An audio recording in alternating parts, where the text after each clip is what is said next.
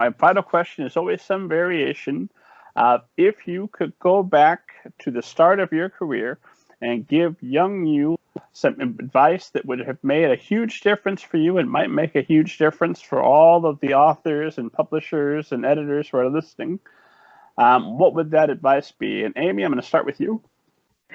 Whoa. Surprise! Oh, no. Well, so my career I've always wanted to be a writer. So I knew from a very early age that was what I was going to do. I knew I was going to be telling stories and helping other people tell stories. There was just no chance that I was going to do anything else.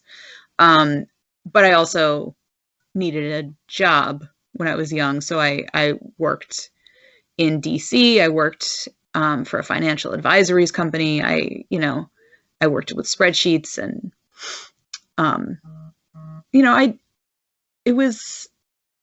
it was a tough time for me because I felt like maybe I had deviated too far.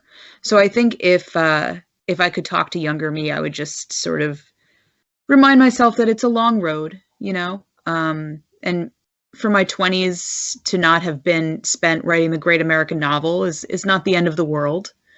One of the things that always makes me feel amazing is remembering that Julia Child was in her 40s when she learned to cook.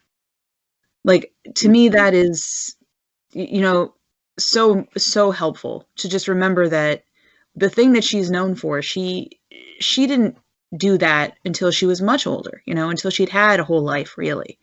And that's the way it is with writing too. It's a long process. And I think that I wish I had known that when I was younger and maybe wouldn't have beaten myself up so much about not being super successful in my youth.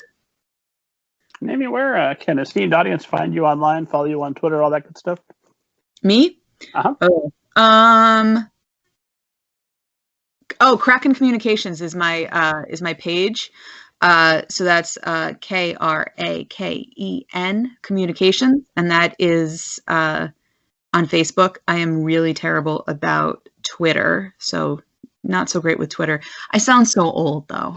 I sound so old. Can we find you on America Online? Do you have a Hotmail address? You can find Amy on the web. She's also on Facebook at Kraken Communications. We use her as an editor, but I personally use her to edit like writing of mine, and help me write stuff. She's amazing. She's amazing. And every writer, you're only as strong as a writer. You're only as strong as your edits. 100%. So having a strong editor, yeah. Like I mean, it's not just your edits, but your editor. It's that whole process, and you have to edit. Well, thank you. I do have a website too. That reminds me. You do. I have a website. And you can message me through the website. So, because I'm 80 years old. You can't see me, so you don't know. I could be. No, we're on YouTube this whole time. Everyone can see you.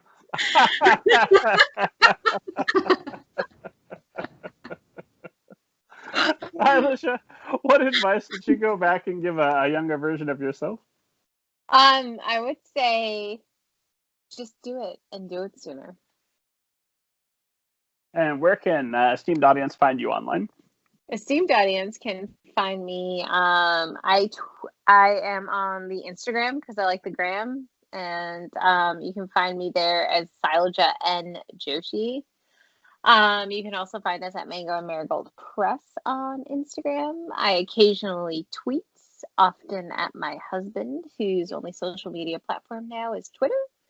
And I'm sort of on Facebook. I'm on the LinkedIn, but really you should follow Mango and Marigold Press on Instagram, as well as give us your email so you can get our newsletter and get, sneak peeks at chapters of Rhea and the Blood of Nectar.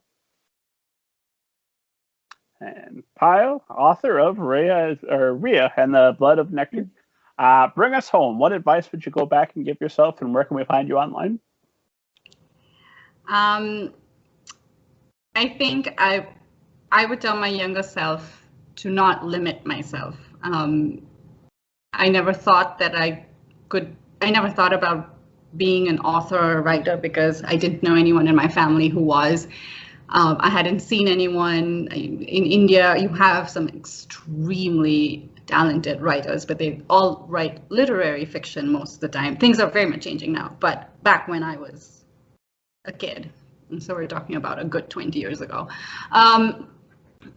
I hadn't seen that, so I never thought about it. I did write, I don't know if anyone knows this reference, but I wrote Captain Planet fan fiction. Oh!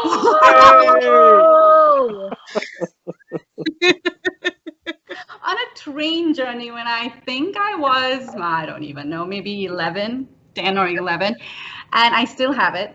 It's like I've preserved it now because I feel like that was just probably one of the most genuine like outpourings of like, I want to write this story about these 5 kids who want to save the world. But I never thought about it again until the story I mentioned, which was, I was I was like 24 or something at the time. So don't limit yourself, and don't worry about the time. Don't put that pressure on you. Kind of what Amy said, because yeah, I feel like I came to this much later in my life. I would have hoped to have come sooner. Even in my peers right now, I'm like in awe of the ones who are, still in their 20s and they're on their 3rd book or 4th book. And I'm just like, wow, cool. What was I doing? But there are people there will always be people ahead of you in the race and behind you. And if you look at this as your own journey, it doesn't matter. So that's kind of what I would say. And then my social media. Oh, I am now with it. I had nothing 6 months ago, and now I have a website. You can find me at PayalDoshiAuthor.com. That's my website. I'm very active on Instagram at Payal Doshi Author. I'm on Twitter at Payal D Writes, and I'm also on Facebook, and I think my page is called Payal Doshi Author. Try to keep it pretty standard, except for Twitter. But yep, you can find me on all the socials.